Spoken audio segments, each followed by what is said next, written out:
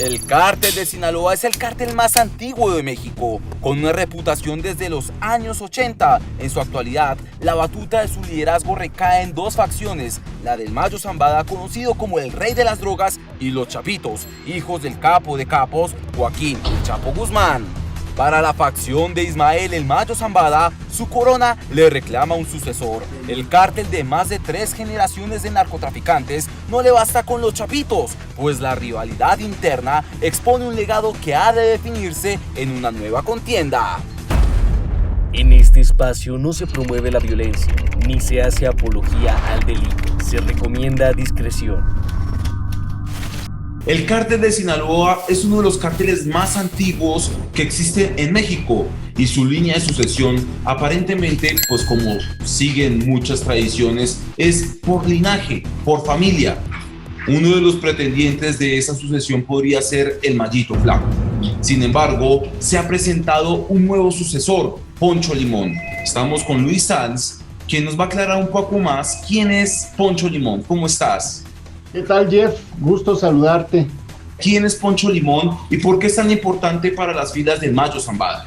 Bueno, Alfonso Limón Sánchez, alias el Chubas o el Poncho Limón, es un sujeto que debe de tener unos 50 años de edad aproximadamente, un sujeto que nació en el mismo municipio de Los Grandes Capos, en Badiraguato, en Sinaloa, y que es miembro de una familia que se ha dedicado a las actividades ilícitas también desde hace por lo menos 2 décadas. Estamos hablando de que Alfonso Limón Sánchez no es el mayor de sus hermanos, ha tenido otros hermanos, entre ellos Oscar y Ovidio. Ovidio actualmente está en Estados Unidos, esta persona fue extraditada y pues es un familiar que encontró cobijo en el cártel de Sinaloa.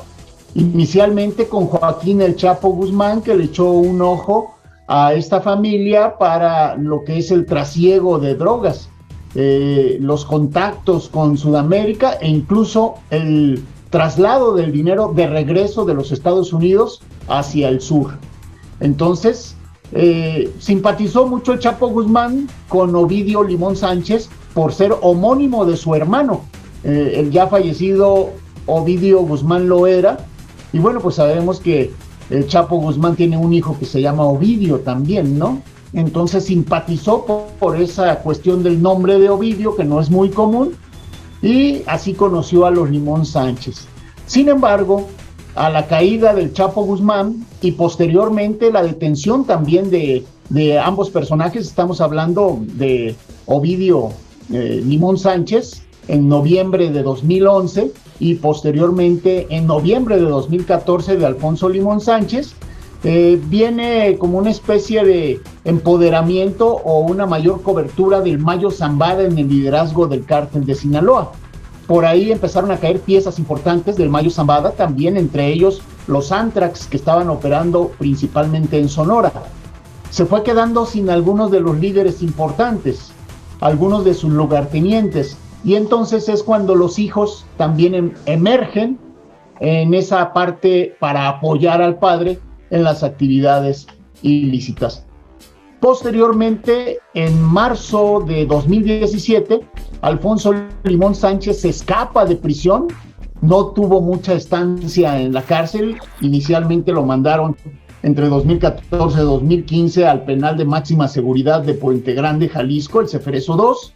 Su defensa consiguió que fuese trasladado al no probarse el perfil de máxima peligrosidad a un penal estatal como es el de Aguaruto en Culiacán, Sinaloa, y de allí se escapó aliado con otros narcotraficantes de extremo peligro.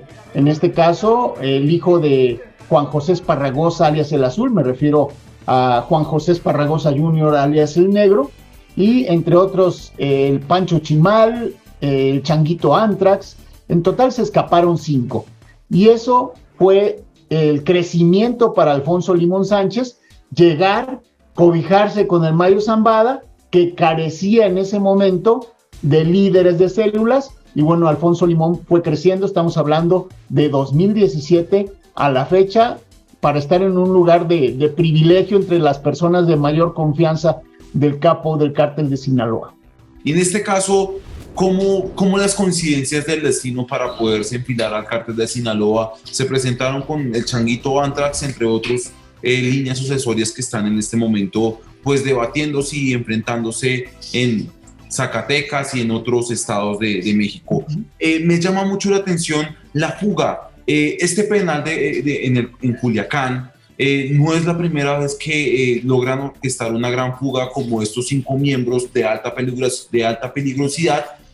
Cuéntanos acerca un poco de las fugas en este penal.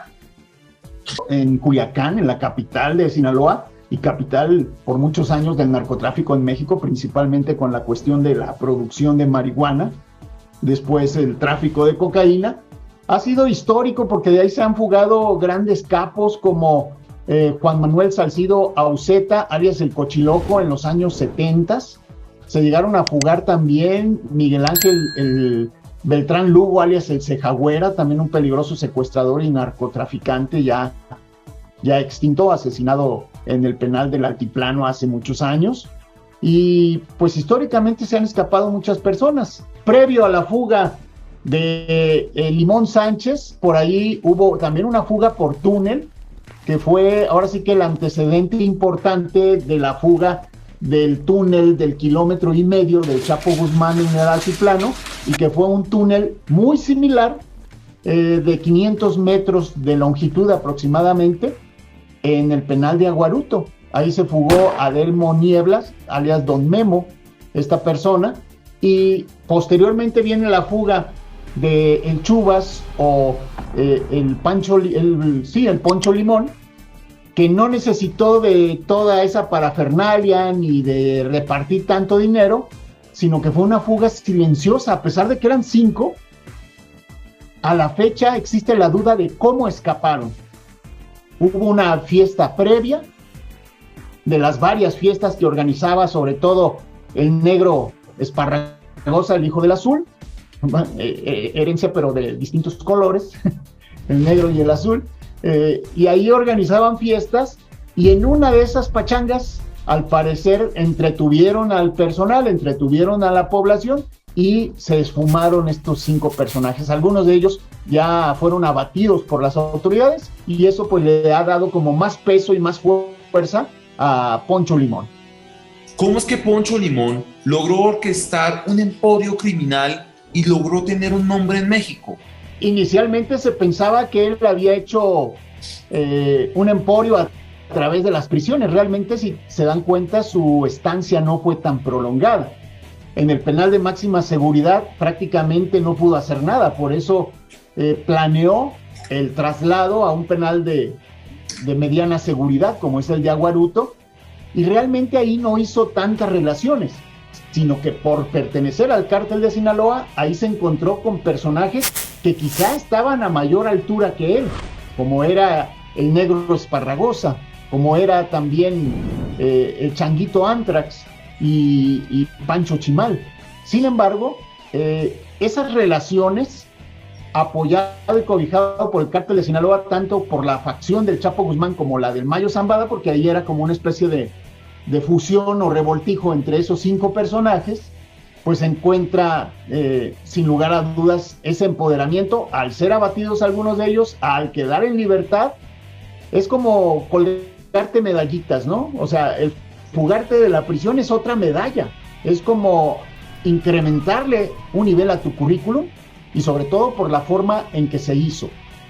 Y como decíamos, había una carencia en ese momento de líderes, unos detenidos, otros abatidos, de la parte de Mayo Zambada, entonces pues ahí encontró un nicho de oportunidad el Poncho Limón. Eso que acabas de indicar como esmeraldas, como si fuera un trofeo, ¿no? Considera que hay 2 posibles sucesores para las filas del Mayo Zambada, el Mayito Flaco y Poncho Limón. ¿Cómo es que se perfiló a Poncho Limón como una línea sucesora? Hablábamos de esas medallitas que se consiguen en la historia del crimen organizado. Hay algo que se le conoce como la reputación de poder. Si una persona empieza a crecer en su fama, en su mala fama, bueno, indudablemente que se convierte para la sociedad como en un enemigo, el enemigo número 1, el enemigo número 5, el enemigo número X. Pero para el interior de las organizaciones criminales, si esa persona que es señalada es astuta y de alguna forma muestra su valor o su valía para las actividades ilícitas, sin lugar a dudas va a ascender. Y ahí, como decíamos, está tan flaca la caballada que ahora el Mallito Flaco es uno de los candidatos para suceder a su padre, que dicen que está enfermo. Sin embargo, yo tengo todavía mis dudas de que haya personas más cercanas, incluso no muy conocidas, de mano derecha del Mayo Zambada, e incluso otros líderes emergentes que han surgido en otras regiones, como por ejemplo en el noroeste, donde está este señor Alejandro Sánchez Félix, conocido como el Ruso, y que es el que está encabezando las operaciones en parte de Baja California y en el norte de Sonora, combatiendo contra los chapitos. También esas te dan medallas, también te dan reputación de poder, el enfrentarte a otros que en teoría son poderosos o están peleando plazas, células, territorios, y también el Ruso está entre los posibles candidatos. A lo mejor le falta experiencia, pero experiencia le falta al Mallito Flaco, y quizá ahí es donde Poncho Limón les lleve la delantera. Interesante será saber quiénes otros están y que no sean tan visibles ahí a las órdenes del Mayo Zambada y sobre todo dándole resultados. El Mayo Zambada durante años usó al Chapo Guzmán como su ficha de ajedrez, como la cara del cártel, cuando realmente pues él era el que estaba manejando desde las sombras. Posiblemente este sea el escenario, poner al Mallito Flaco o a Poncho Limón como una ficha.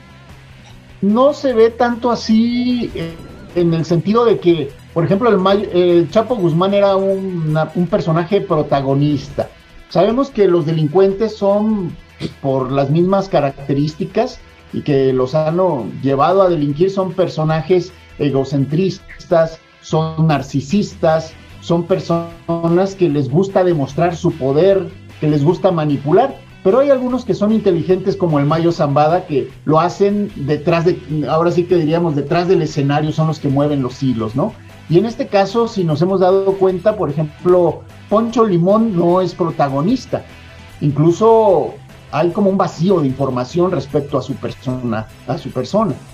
En el caso del Mallito Flaco, pues está visible porque es hijo del gran capo, ¿no? Como lo estuvo en su momento el Vicentillo, o el Mallito Gordo, o Serafín Zambada, que pues él ya está de regreso y que no se le ven tamaños para buscar la sucesión. Sin embargo, pues solo las personas que están dentro de estas organizaciones y quienes les protegen de parte de las autoridades saben en realidad cómo está el enjuague y quiénes son los posibles y verdaderos sucesores. ¿Por qué, según la prensa mexicana, no consideran a Serafín como un sucesor para el cártel de Sinaloa del Mayo Zambada? Por ese protagonismo. Has de recordar que parte de lo que motivó su detención y el que se pusiera en el radar y en la mira de Estados Unidos, más que de las autoridades mexicanas, que hacen muchas veces como que no ven, fue ese protagonismo del joven que a través de Twitter, a través de sus redes sociales, mostraba sus excesivos lujos, sus animales exóticos, todo ese tipo de cosas que ponen el radar, principalmente de los estadounidenses. Y es, en un momento dado, una ficha a lo mejor involuntaria, el que el hijo Junior ande presumiendo, y es una persona que posiblemente no goza de las confianzas de su padre, sobre todo para encabezar negociaciones de alto nivel como las que hacen los narcotraficantes. En este caso el Mallito Flaco es más joven, quizá no muy experto, o al menos no lo conocemos en ese sentido, pero tiene un perfil más discreto que si no fuera porque aparece en las fotografías y en las búsquedas de los estadounidenses, pues no sabríamos de su existencia. Es acerca del Mallito Gordo, ya regresó a México. Se presume que el cártel de Sinaloa le pudo haber dado una bienvenida. A él también se le descartaría Mira, el video de la supuesta bienvenida del Mayito Gordo es un video antiquísimo que se hizo para ilustrar un video musical, ¿no? Pero no se tiene noticia de su regreso. ¿Por qué? Porque él está bajo supervisión de la libertad condicional que obtuvo en Estados Unidos por 3 años. Sin embargo, ya se está moviendo en México. En cuanto fue liberado hace como 2-3 meses, promovió un amparo en Tijuana. Ese amparo finalmente dijo que no tenía ninguna orden de captura, pero ya en la Ciudad de México hay 2 nuevos amparos, porque resulta que al Mayito Gordo le quedan pendientes aproximadamente 2 años de la condena que le impusieron aquí en México. Cuando se lo llevaron extraditado, él tenía una condena de 8 años y él llevaba preso aproximadamente 6. Entonces le quedan 2 años y él, antes de irse, antes de que supiera que lo iban a extraditar, promovió un amparo para ser trasladado del penal de máxima seguridad donde estaba, que era el de Puente Grande, que ya está cerrado, a un penal de la Ciudad de México, no recuerdo si es el Reclusorio Sur, y no se lo concedieron. Bueno, pues ahora vuelve a la carga, previendo que regresa a México y va a tener que estar encerrado, está promoviendo un amparo para que su estancia sea en ese reclusorio de la Ciudad de México, que no es de máxima seguridad. Entonces el Mayito Gordo está pendiente y seguramente sigue bajo supervisión estadounidense, y en cuanto esta termine y sea deportado, tendrá que ser reaprendido para que pague los por lo menos 2 años que debe, si no es que ya le integran una nueva carpeta de investigación, ¿verdad? Como en el caso del Minilic, que tiene que ser procesado acá en México por el homicidio del periodista de Javier Valdés. ¿Cree usted que esa sucesión se pueda tornar violenta entre el Poncho Limón y el Mayito Flaco? Yo creo que sí, porque el cártel de Sinaloa tiene en este momento distintas pugnas y disputas internas entre la gente sucesora del Chapo Guzmán. Pues ahí hay peleas entre los mismos grupos, empezando por los Chapitos. Luego están las disputas de la facción del Chapo Guzmán contra los del Mayo Zambada, sobre todo en Baja California y en Sonora. Otra facción que se pelean pues es contra los de Caro Quintero, por ejemplo. Pero sí puede haber una fuerte disputa al interior de la facción del Mayo Zambada por esa sucesión. De momento, quiero imaginarme, por la facilidad negociadora que tiene el padre, que tiene el líder todavía de ese cártel, que las cosas están tranquilas. Y ahí está mediando y ahí están trabajando en equipo todavía estas personas.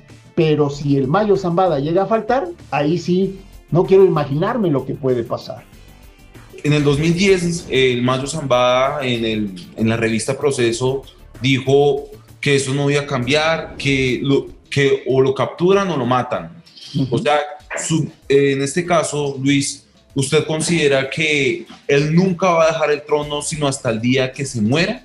O sea, él dijo, o cuando me capturen o cuando me maten, pero yo creo que lo va a matar primero la naturaleza, porque es una persona que no ha sido localizada o no le han querido localizar. Sabemos que las autoridades tienen grandes formas de rastrear y de localizar, y a pesar de que sea un perfil o navegue con un perfil bajo, que no le gusten los lujos, que viva en la sierra, como lo suponemos, que no entre tanto en comunicación, pues no sería tan difícil de rastrear, digo, para los Estados Unidos, que ya le han querido echar el guante en 1 o 2, 3 ocasiones, que han llegado y se ha esfumado cuando ha bajado de la sierra. Pero ahí dicen que es como buscar una aguja en un pajar, pero pues detuvieron o han detenido a otros personajes, ¿no? Entonces yo creo que no le han querido detener y posiblemente encuentre la muerte de forma natural por enfermedad, más que por que sea abatido o detenido. Es más probable que el Mayo le herede a su hijo al Mayito Flaco, o que realmente diga no, le hace falta experiencia, considero que el cártel queda mejor en manos de Poncho Limón o de algún otro sucesor que haya mostrado su valor en la lucha en el narcotráfico y prácticamente en el posicionamiento del cártel. Sí valoraría grandemente la situación, obviamente lo que él trabaja y la herencia para su familia sería que estén bien. Entonces, si están bien a través de segundas, terceras personas que manejen el cártel y que sepan que los líderes morales son los hijos, las hermanas, la familia, probablemente lo deje en manos de otras personas, porque si no le ven los tamaños a alguien de su familia, probablemente hasta ahí quede la dinastía Zambada, ¿verdad? Que sabemos que los cárteles que perduran, pues son aquellos que son considerados como mafia, como familia. Y en el caso de que Limón Sánchez quede como líder del cártel, existe la posibilidad de que ya no sea la familia Zambada la que controle, sino controlaría la familia Limón Sánchez, que son varios también, y también es una familia, una mafia, ¿no? Que se han dedicado al delito por mucho tiempo.